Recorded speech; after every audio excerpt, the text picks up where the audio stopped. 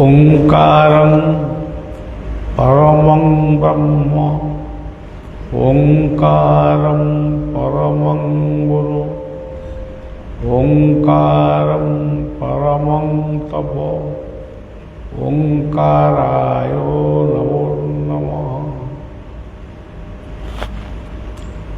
आजिर आध्यात्मिक जगत किए को वंदना गाइबे से तांकर से निजे निर्वाचन करते। जदि गोटे आश्रम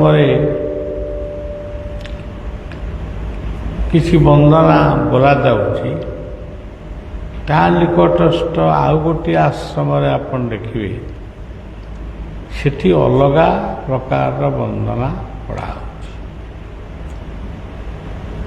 वंदना आमर भीम भोईंकर गोटे भजन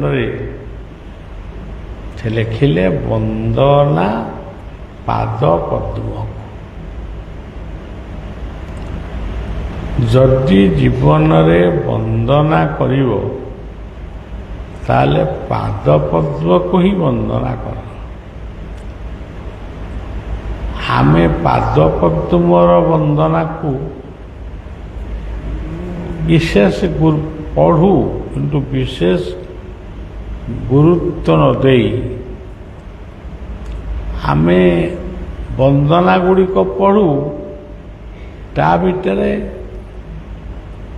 बहु कामना बासना बहुत ता भितर रही जाए। तेणु वंदनार मूल्य सेठी कमी जाए, बेसी हुए ना।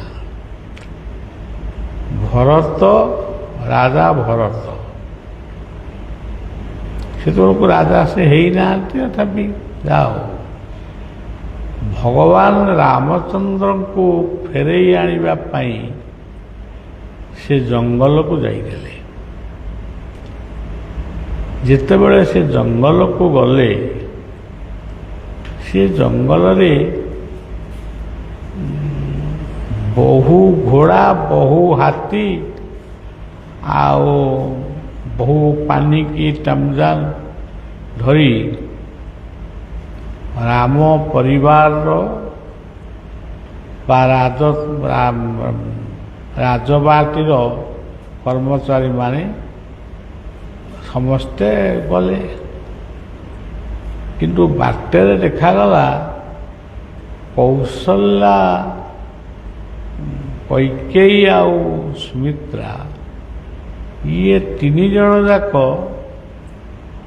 ये जो माने कंटा झंटा रास्ता रे जीवापाई संपूर्ण असमर्थ। राजा भरत आमे कहूचु जे मर्यादा पुरुषोत्तम राम राम ही एकमात्र मर्यादा पुरुषोत्तम। कई केबे भरत को कही ना लक्ष्मण को कही समस्ते कहते मर्यादा पुरुषोत्तम राम। तेबे एठी मर्यादा ताकू किए रक्षा कले? राम वर्तमान अयोध्या रे नाहांती, सी वर्तमान पंचवटी रे गोटे पत्तर कुड़िया करी रहुचंती। तांको सहित लक्ष्मण रहुचंती, जानकी रहुचंती, सी तांकर रहुचंती। सी कौन खाऊचंती केमिटी शोउचंती ताको आमे देखिनु कि जानिनु। खाली जे पुराण रे जहाँ लिखा है सी आगो पढ़िक लोक आमे बुझौछु। तीन जन बाहर जड़े तो गोटे कौन रोसे कौन गोटे खाऊ ये केतक व्यतिक्रम कथा विपरीत कथा बलिया मन को आसे। ତେଣୁ କେବଳ ରାମ ନାମ ହିଁ ସାର। ରାମ ନାମ ଭଜନ କର, ରାମଙ୍କର ସ୍ୱରୂପକୁ ଚିନ୍ତନ କର, ରାମ ଶବ୍ଦର ଅର୍ଥକୁ ଭଲ ଭାବରେ ବୁଝ। ତାହେଲେ ଆମର ସେ କ'ଣ ଖାଇଲେ କ'ଣ ନ ଖାଇଲେ କେଉଁଠି ରହିଲେ ସେ କଥା ଉପରେ ଯେଉଁ ଦ୍ୱନ୍ଦ୍ୱ ଆମର ଅଛି ସେଗୁଡ଼ାକ ସବୁ ଆଉ ରହିବନି। ଦେଖନ୍ତୁ କୌଶଲ୍ୟା କୈକେୟୀ ସୁମିତ୍ରା ଯାଉଛନ୍ତି, ହାତୀ ଘୋଡ଼ା ସବୁ ଯାଉଛି, ଇଏ ତିନି ଜଣ ଯାକ ଯାଉଛନ୍ତି। ଭରତ ଆଉ ଶତ୍ରୁଘ୍ନ ଇଏ ଦୁଇ ଭାଇ ଯାକ ସେ ଯେଉଁ ଗୋଳ ଭିତରେ ସେମାନେ ଯାଉଛନ୍ତି, ମାନେ ବହୁତ ସୈନ୍ୟ ସାମନ୍ତଙ୍କ ଭିତରେ ଇଏ ଦୁଇ ପାର୍ଶ୍ୱରେ ରହି, ବାଁ ପାର୍ଶ୍ୱରେ ଆଉ ଡାହାଣ ପାର୍ଶ୍ୱରେ ରହି ଶତ୍ରୁକୁ ନିରୀକ୍ଷଣ କରୁଛନ୍ତି। କାଳେ ଜଙ୍ଗଲରେ କିଛି ଶତ୍ରୁ ଉପଦ୍ରବ କରିବ କି? ଏତିକି ବେଳେ ଦୃଷ୍ଟି ପଡ଼ିଲା କୌଶଲ୍ୟା କୈକେୟୀ ସୁମିତ୍ରାଙ୍କ ଭଳି ମା ସେ ପାଦରେ ଚାଲୁଛନ୍ତି, ଟିକେ କଣ୍ଟା ହୋଇଯାଉଛି, ତାକୁ ଟିକେ ହାତରେ କାଢ଼ୁଛନ୍ତି, ପୁଣି ଟିକେ ବସୁଛନ୍ତି, ପୁଣି ଟିକେ ଯାଉଛନ୍ତି। ଏଇ ଯେଉଁ କଥା ଗୁଡ଼ାକ ତାଙ୍କ ଦୃଷ୍ଟିଗୋଚରକୁ ହେଲା। ତେଣୁ ଲକ୍ଷ୍ମଣ ଆଉ ଏ ରାମ, ମାନେ ଭରତ ଆଉ ଶତ୍ରୁଘ୍ନ ଇଏ ଦୁଇ ଭାଇ ଯାକ କହିଲେ ଆମେ ଆଉ ଘୋଡ଼ାରେ ଯିବୁନି କି ହାତୀରେ ଯିବାନି, ମା ମାନେ ସେଥିରେ ଯାଆନ୍ତୁ, ଆମେ ଚାଲି ଚାଲିକିରି ଯିବୁ। ମା କହିଲେ ତମେ ପିଲା ଲୋକ, ତମେ ଚାଲିବନି, ମୁଁ କ'ଣ ଗୋଟେ ଘୋଡ଼ାରେ ବସିବି, ତମେ ଚାଲି ଚାଲିକିରି ଯିବ, ତମେ ବସ, ଆମେ ଚାଲି ଚାଲିକିରି ଯିବୁ। ଭରତ କହିଲେ ମା ତା କଦାପି ହେଇପାରିବ ନାହିଁ, ଯେହେତୁ ଭରତ ହେଉଛନ୍ତି ମର୍ଯ୍ୟାଦା ପୁରୁଷୋତ୍ତମ ଭରତ। ଆମେ କହୁଛୁ ରାମଙ୍କୁ କେବଳ ମର୍ଯ୍ୟାଦା ପୁରୁଷୋତ୍ତମ ରାମ, କିନ୍ତୁ ଭରତ ମଧ୍ୟ ମର୍ଯ୍ୟାଦା ପୁରୁଷୋତ୍ତମ ଭରତ। ସେ ମାଙ୍କୁ ନେଇ ଜବରଦସ୍ତି ଘୋଡ଼ା ଉପରେ ବସାଇଲେ। ସେପଟରେ ଭରତ ରାମଙ୍କୁ କହୁଛନ୍ତି ଯେ ଭାଇ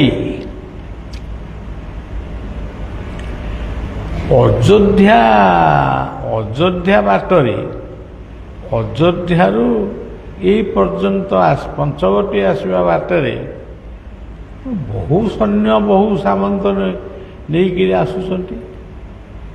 ଏ ତ ଭରତ ନିଜେ ନେଇକି ଯାଉଛନ୍ତି। ରାମ କହିଲେ ହେ ଆସୁଥିବ, ତା ପାଇଁ ବ୍ୟସ୍ତ କ'ଣ? ନା ନା ନା ଭାଇ, ସିଏ ଅସ୍ତ୍ର ଶସ୍ତ୍ର ସବୁ ଧରିକି ଯାଉଛନ୍ତି, ସିଏ ଆମକୁ ବଦ୍ଧ କରିବା ପାଇଁ ଆସୁଛନ୍ତି। ଏ କଥାକୁ ଯେତେବେଳେ ରାମ ଶୁଣିଲେ ସିଏ ଟିକେ ହସିଦେଲେ, କହିଲେ ମୁଁ ଭରତକୁ ଜାଣେ,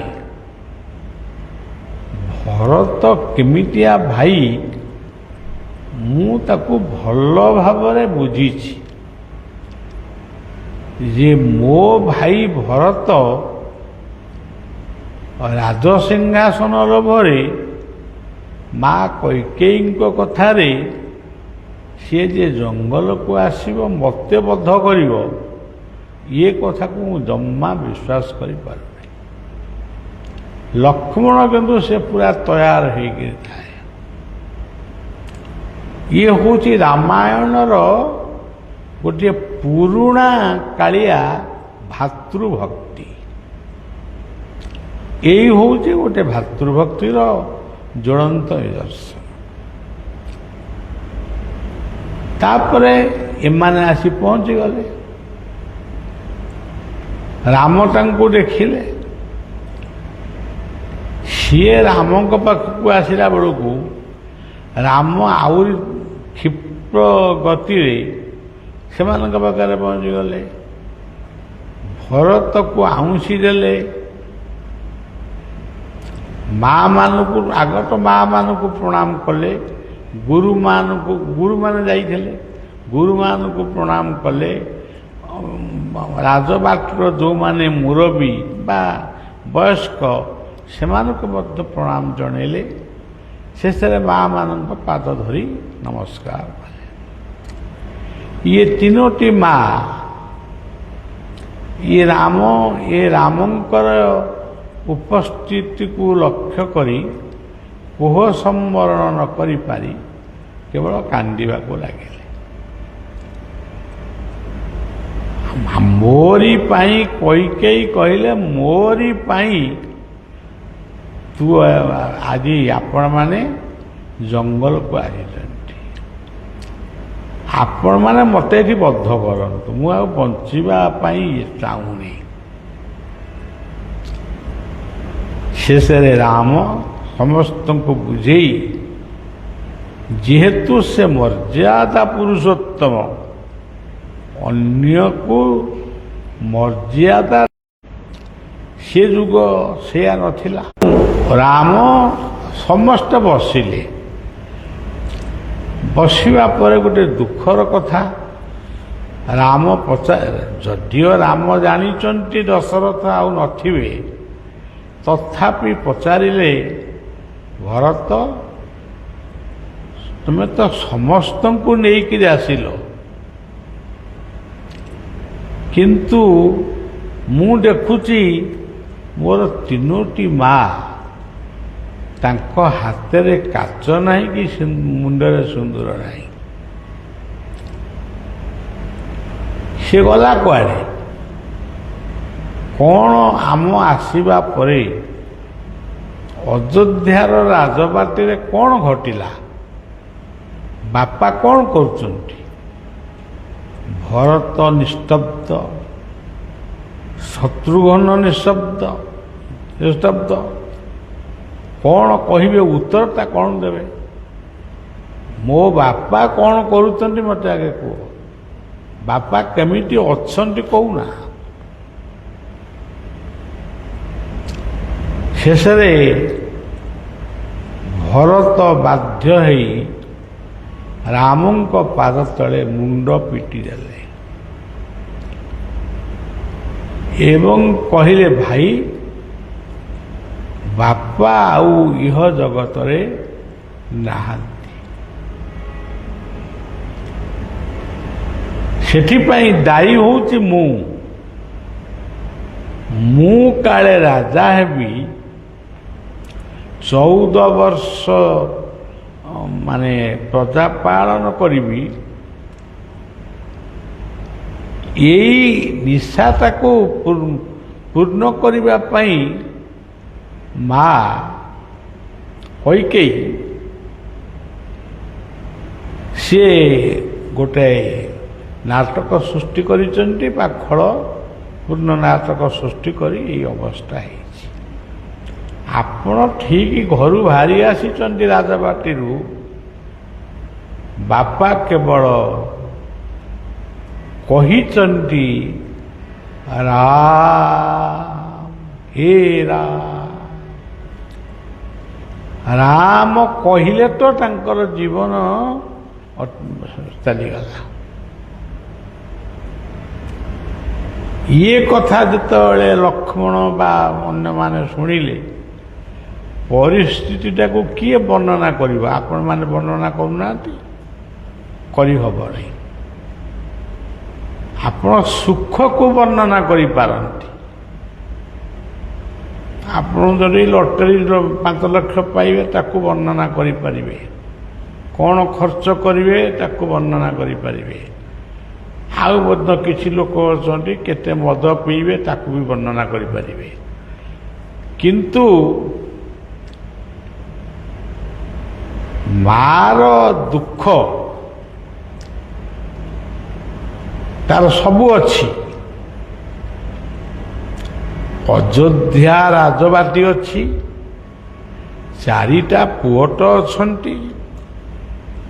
ହଁ କିଛି ଦିନ ପରେ ସେ ପୁଣି ଜଙ୍ଗଲରୁ ଅଯୋଧ୍ୟାକୁ ଫେରିବେ, କିନ୍ତୁ ସବୁ ଅଛି, ନାହାନ୍ତି କିଏ? ନାହାନ୍ତି ଦଶରଥ, ବିଶ୍ୱବିଜୟୀ ବୀର ଦଶରଥ ଆଜି ନାହାନ୍ତି। ବୀର ସହିତ ଯୁଦ୍ଧ କଲେ, ସେ ଯଦି ଯୁଦ୍ଧ କରି ମରେ ତାହେଲେ ମାନେ ବୀରଗତି ଲାଭ କରନ୍ତି ବୋଲି କୁହାଯାଇଛି। ତାହେଲେ ବାପା କୁଆଡ଼େ ଗଲେ? ବାପା ଆଉ ନାହାନ୍ତି, ଆଉ ରାମ କହି ଚାଲିଗଲେ। ଆଉ ଭରତ କହିଲେ, ପ୍ରଭୁ ଆଜି ମା'ମାନଙ୍କର ମୁଣ୍ଡରେ ସିନ୍ଦୁର ନାହିଁ, ଆଜି ମା'ର ହାତରେ କାଚ ନାହିଁ। ହିନ୍ଦୁର ସ୍ପଷ୍ଟ ନିଦର୍ଶନ ଯେଉଁ ନାରୀ ପାଖରେ ଥାଏ, ସେଇ ହେଉଛି ମା। ତେଣୁ ଆଜି ସେଥିପାଇଁ ଦାୟୀ ହେଉଛି ମୁଁ। କୈକେୟୀ କହିଲେ, ତୁ ଯେଉଁ ସରଟାକୁ କାନ୍ଧରେ ପକେଇଛୁ ତାକୁ ଟିକେ ଧରିକିରି ମୋତେ ଏଇଠି ସମସ୍ତଙ୍କ ଆଗରେ ତୁ ମାରିଦେ। ରାମ ତାଙ୍କୁ ବହୁତ ବୁଝେଇଲେ, କାରଣ ସେ ମର୍ଯ୍ୟାଦା ପୁରୁଷୋତ୍ତମ। ବାପା ବର୍ତ୍ତମାନ ଏଠି ନାହାନ୍ତି, କିନ୍ତୁ ପିତୃଲୋକରେ ତ ଅଛନ୍ତି।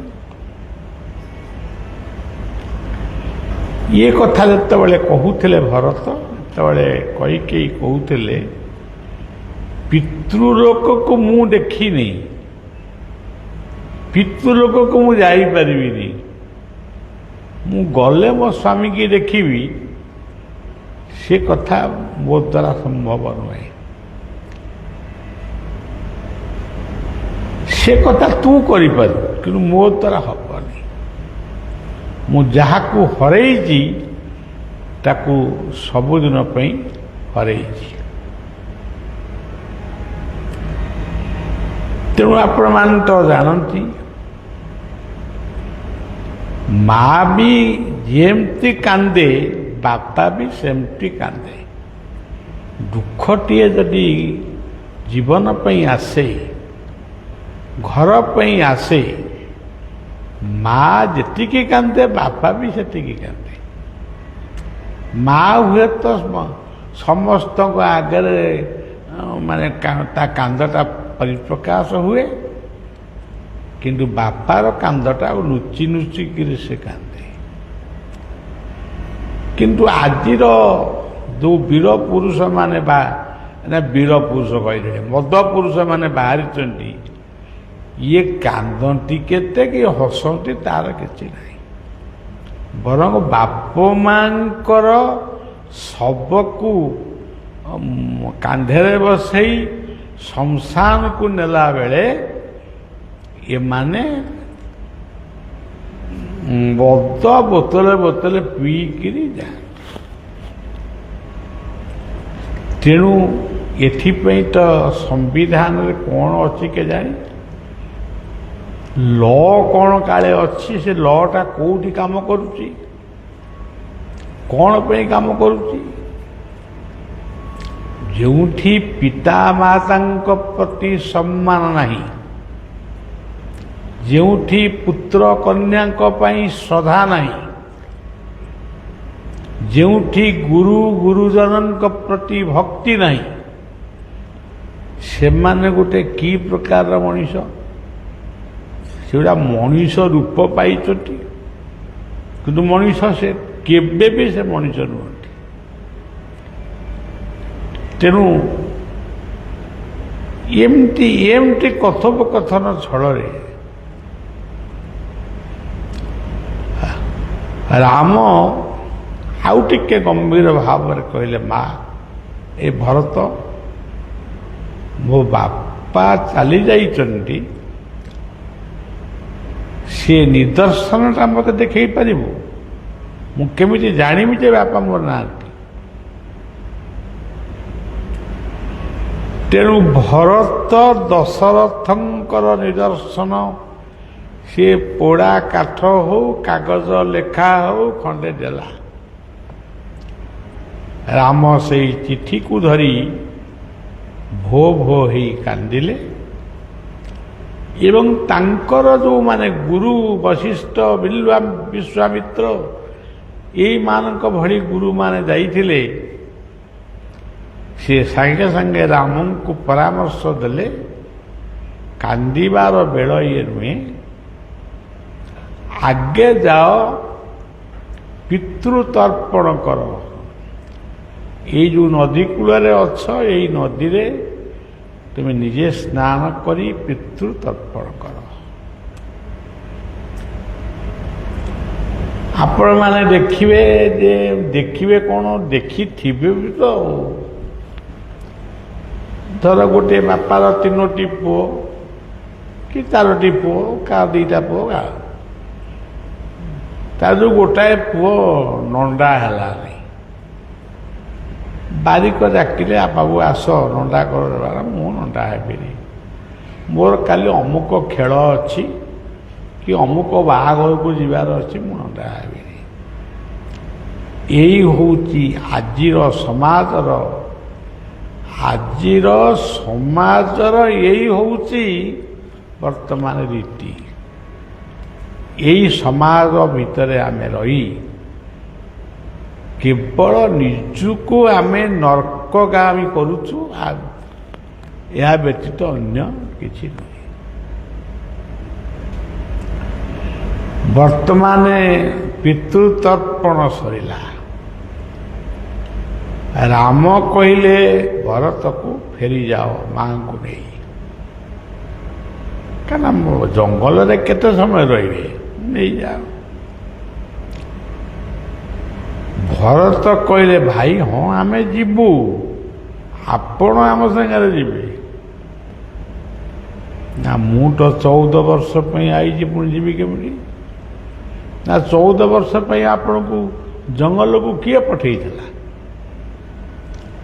बापा पठे ना मु पठे ना आउ किए पठे राम कहले केही पठे नाहंती गोटे संधिया मुहूर्त गोटे मार पार्टी बाहर थिला कैकेयी तेणु मु आसली कैकेयी तो ये ठिया होती माँ राम कहले भरत कहले माँ कौन उत्तर दियो भाई भाई कहते बापा तो नहांती जीवी कहीं आपण कौन उत्तर दियो कैकेयी राम को धरी भो भो ही कांदिले कहले राम तू आज 14 वर्ष जंगल को आसीचु मोर गोटे छोटिया स्वार्थ को मु साकार करने ते जंगल को पठे किंतु जहाँ पाई पठे सी तो भातृभक्त सी तो निजे कहूँ मु अयोध्या को फेरबी नहीं बिना राम रे मु अयोध्या को फेरबी नहीं मु क्या कौन शासन कली कौन मु कौन करी तेणु राम तुम्हें फेरी आस पुओ बहु समस्ते आम सांगे चल पुणी आम गढ़ा गोटे सुनार अयोध्या सुनार राजधानी राम कहले हाँ मुझी जे माँ बापांकर गोटे चिट्ठी जदि से लिखि दे थांते तू राम फेरी आसबू ताले मु जाई तो चिट्ठी नहीं कि तमें कौच मु कौच हेतु जीवी केमती शेष रामंकर पादुकाटी को भरत धरला ये जो पदटी कही वंदना ପାଦ ପଦ୍ମକୁ ଧାଇ ଗୁରୁ ପୟରକୁ ବନ୍ଦନା ଗୁରୁ ପାଦକୁ। ତେଣୁ ଖଡ଼ମ ଦୁଇଟିକୁ ମୁଣ୍ଡରେ ମୁଣ୍ଡେଇ ଭରତ ସେଦିନ ଅଯୋଧ୍ୟାକୁ ଫେରିଲେ। କହିକିରି ଆସିଲେ, ଭାଇ ତମେ ନ ଫେରିବା ପର୍ଯ୍ୟନ୍ତ ମୁଁ ମଧ୍ୟ ଅଯୋଧ୍ୟା ରାଜସିଂହାସନରେ ବସିବି ନାହିଁ, ଅଯୋଧ୍ୟା ରାଜ ବାଟିକି ଯିବି ନାହିଁ, ମୁଁ ଆଉ ଗୋଟେ ଗାଁରେ କୋଉଠି ରହିବି। ସିଂହାସନରେ ରହିବ ଆପଣଙ୍କର ପାଦୁକା। ଏଇ ପାଦୁକାକୁ ପରିଚାଳନା କରିବେ, ହୁଏତ ଶତ୍ରୁଘ୍ନ କରିବେ, କିଛି ଅସୁବିଧା ନାହିଁ।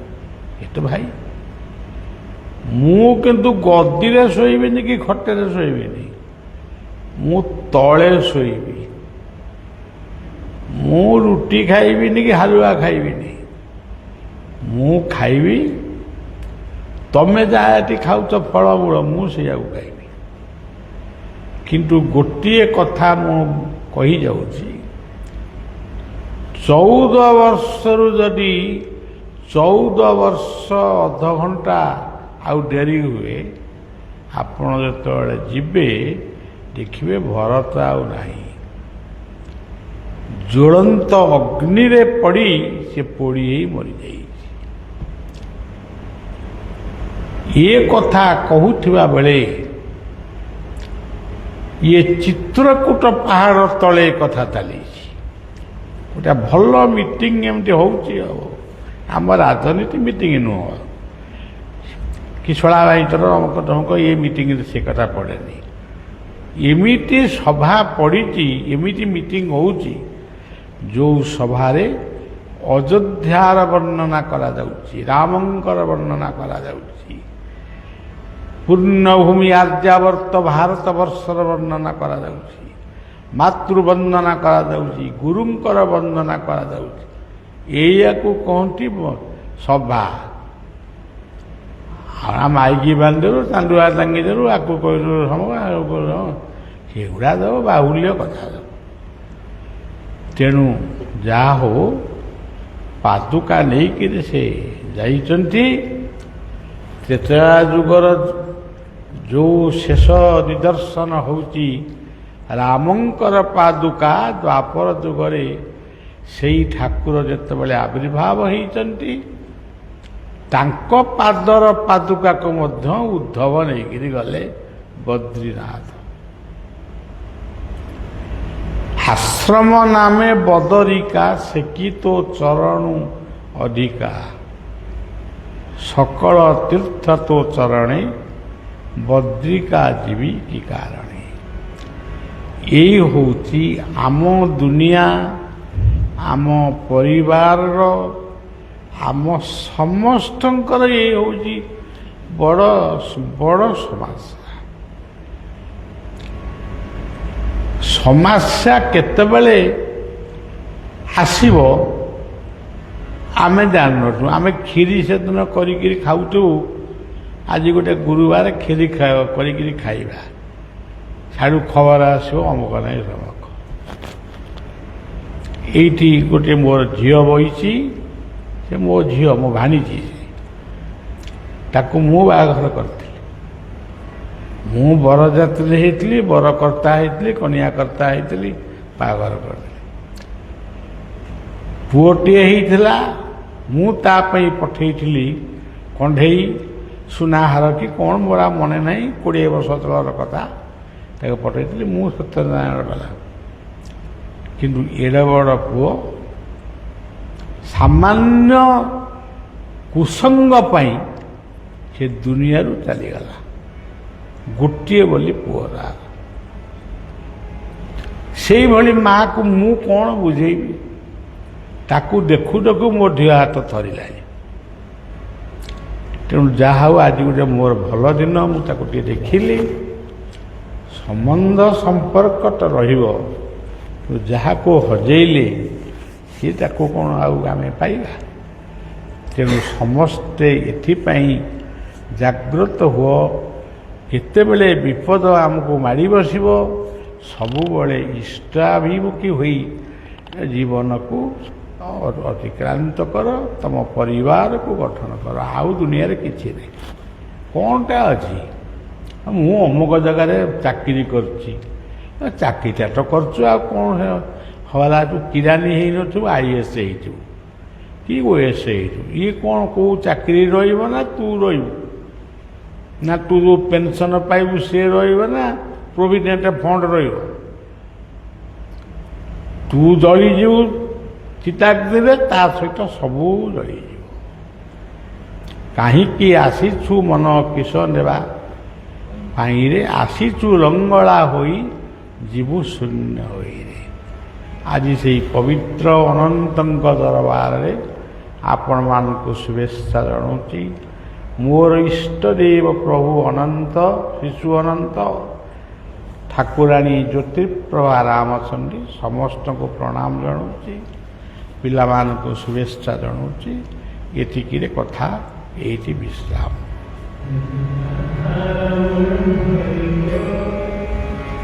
Amen.